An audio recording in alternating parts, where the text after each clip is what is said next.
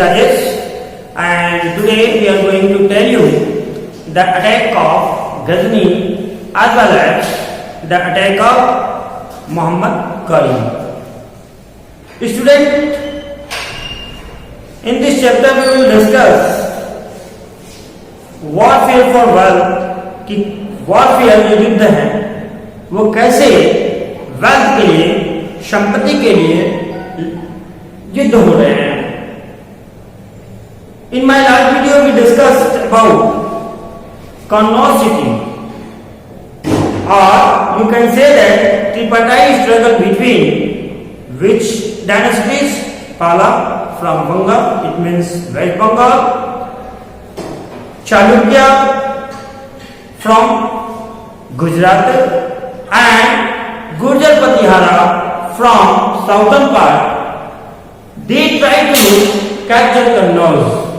For which reason? For wealth. So ये warfare जो है वहीं से स्टार्ट है. अभी का क्वेश्चन मैंने भी वीडियो में पहले भी बताया है कि why all the three dynasties try to capture or control over the city of Kannauj.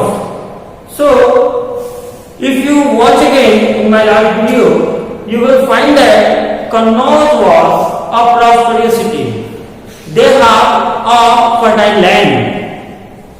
They produce a large amount of crops. So all the three dynasties try to capture the Kannauj. But here, that is the first example given in your notebook textbook, and here the next example, I mean example number 2, the attack of Ghazni.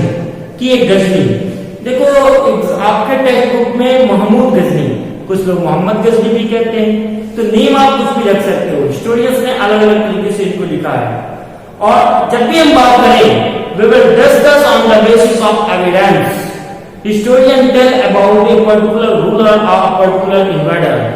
What happened around that time? It is the basis on the historians which was with that evidence. So here attack of Ghazni को हम discuss करें.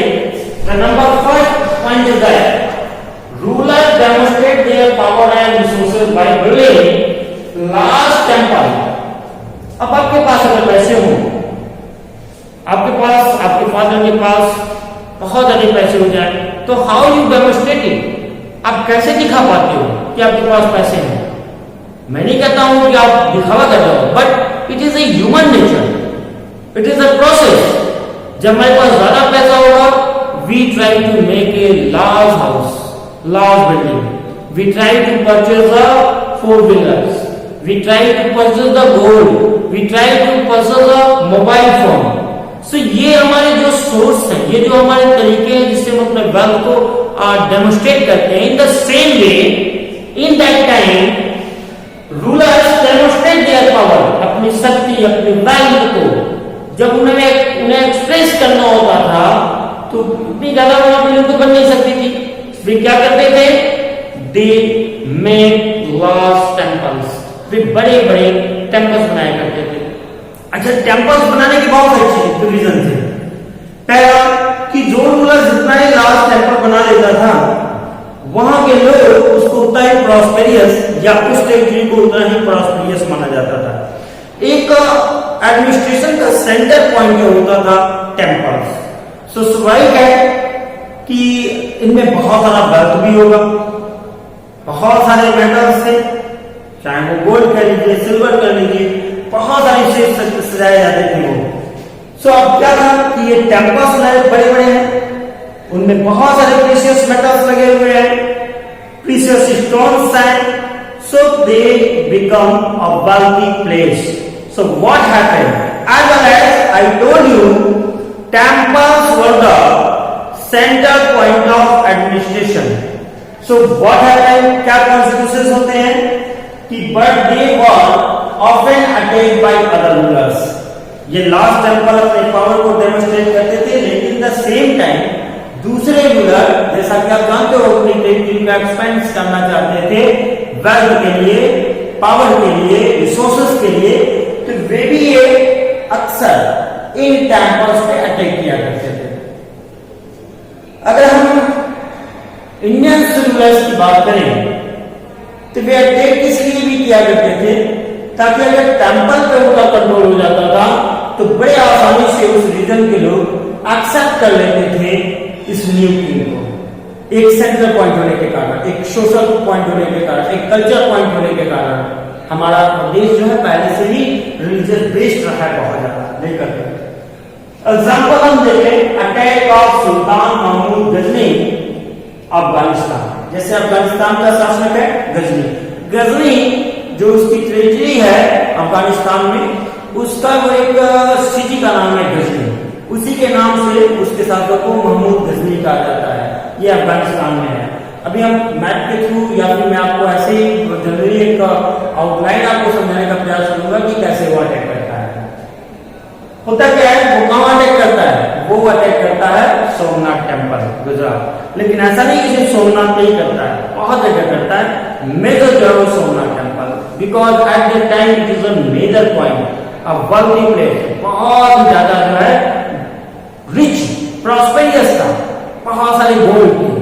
तो इनको लूटने के उद्देश्य से, इनको प्लंडर करने के रीजन से ये महमूद गजनी जो है, जो कहां का शासक है, अफगानिस्तान का है, वो इंडिया में इन्वेड करता है और गुजरात के इस मंदिर को कई बार, एक दो बार नहीं 17 टाइम्स, 17 बार जो है भारत के आक्रमण करता है।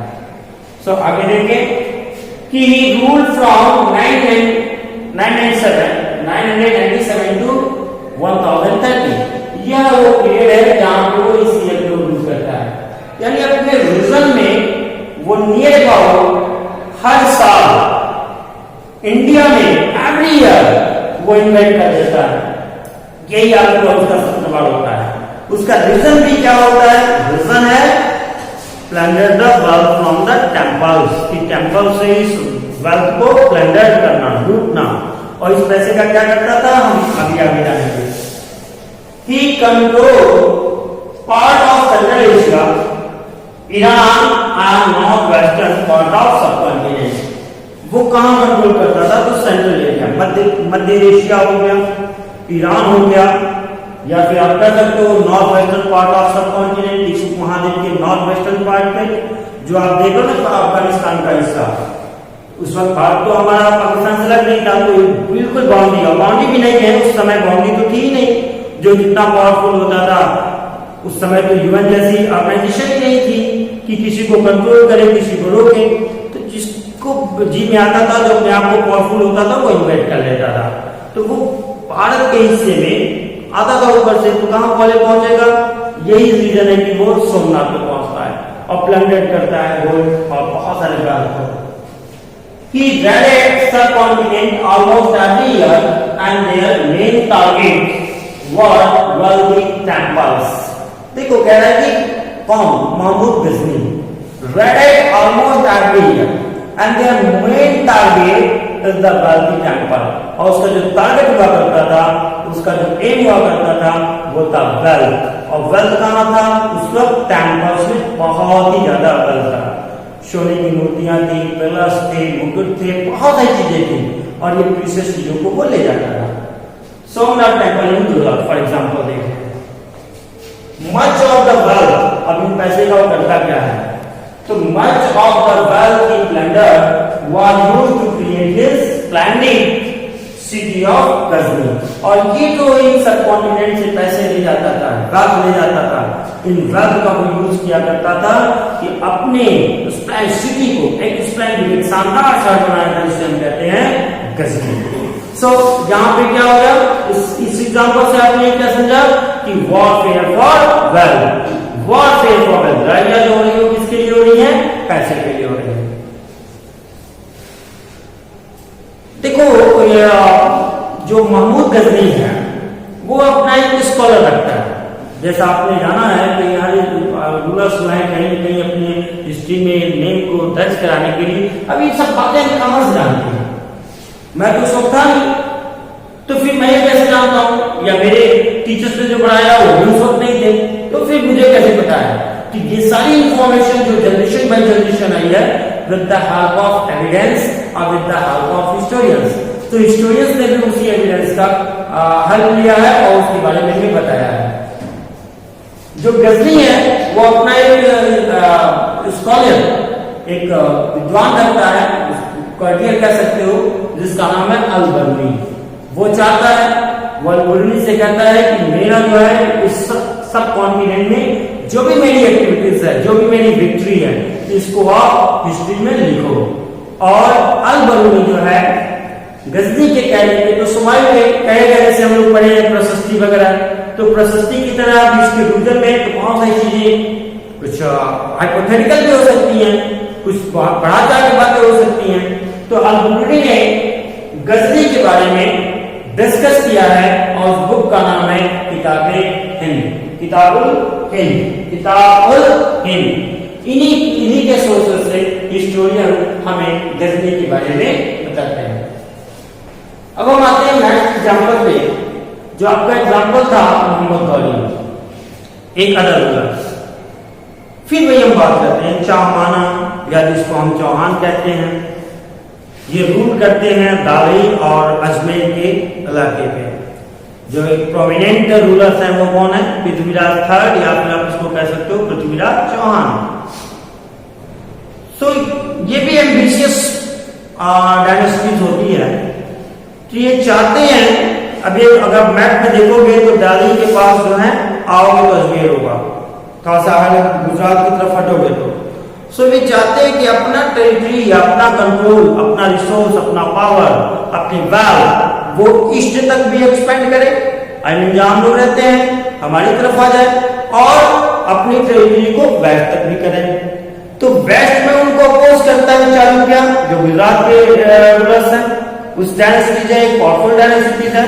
और हम यूपी की तरफ आ जाते हैं तो यूपी में जो हमारा नॉर्थ पार्ट है ये अपोज करता है जो है गढ़वाल रूलर्स, ये अटैक करते हैं। इसी बीच में मोहम्मद गौरी जो है, मोहम्मद गौरी की एंट्री होती है। एक्चुअली इसके बारे में एक हिस्टोरियन से या 100% हम नहीं कह सकते, कुछ हिस्टोरियन ने अपने अपने अलग अलग मतों को बताया है, अपनी अपनी बातों को कहा है। सो मोहम्मद गौरी के बारे में ये कैसे आता है? देखो हम क्या है कि अंग्रेज भी हमारे ऊपर है, तो हम क्या थे, सभी ये राजपूत रूलर्स हैं, लेकिन अंग्रेज जब पे आए, रीजन क्या था, हमारा वीकनेस क्या था कि हम सेपरेट थे, हमारे सेल्फ थे, हमारे सेल्फ गोल्स थे, हम एक दूसरे के स्वार्थी थे, हमने कभी उसका यूनाइट रहना सीखा नहीं।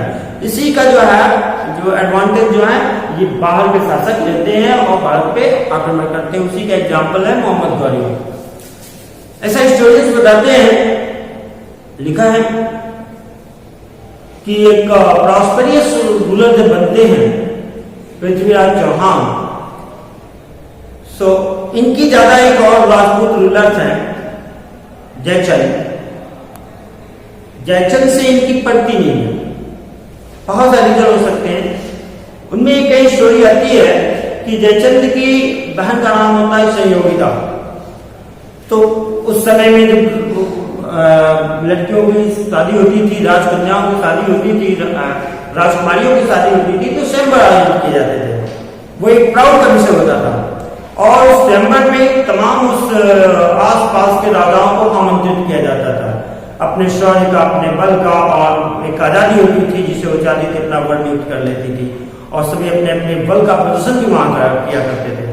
तो जयचंद पासा पृथ्वीराज चौहान से नाराज है, तो न सिर्फ उनको निमंत्रण नहीं भेजता है, बल्कि उनके इंसल्ट में जो बाहर गेट कीपर होते हैं ना, माल के सामने एक मूर्ति बना के लगा देता है, एक दरबान बना देता है। मूर्ति जो होती है वो पृथ्वीराज चौहान की होती है। तो पृथ्वीराज चौहान को जब इंफॉर्मेशन मिलती है तो पावरफुल, उसको लगता है कि मेरी इंसल्ट है, एक तो मुझे निमंत्रण नहीं मिला और दूसरा जो है मेरा अपोज भी करता है और मुझे दरबान बना के रखता है मेरी मूर्ति को। तो वो उसको फोर्सफुली अटैक करते हैं और सहयोगिता को ले जाते हैं, है ना। तो इस तरीके से कहा जाता है कि इससे भी जयचंद चिड़ा हुआ है। तो जब वो पाता है कि वो अकेले हरा नहीं सकता है, तो वो मोहम्मद गौरी को इन्वाइट करता है। और मोहम्मद गौरी जो है 1191 में जो आप बैटल ऑफ तराइन पढ़ते हो, सो बैटल ऑफ तराइन में आता है, और दिल्ली के पास एक प्लेस है तराइन, वहां पे मोहम्मद गौरी और पृथ्वीराज चौहान के बीच में एक वॉर होती है। जिसमें फर्स्ट बैटल ऑफ तराइन जो है इसमें मोहम्मद गौरी डिफीट हो जाता है। लेकिन यहाँ पृथ्वीराज चौहान उसको छोड़ देते हैं, जाने तो अब चला जाएगा, तो हार चुका है, चला जाएगा। But the next year in 1192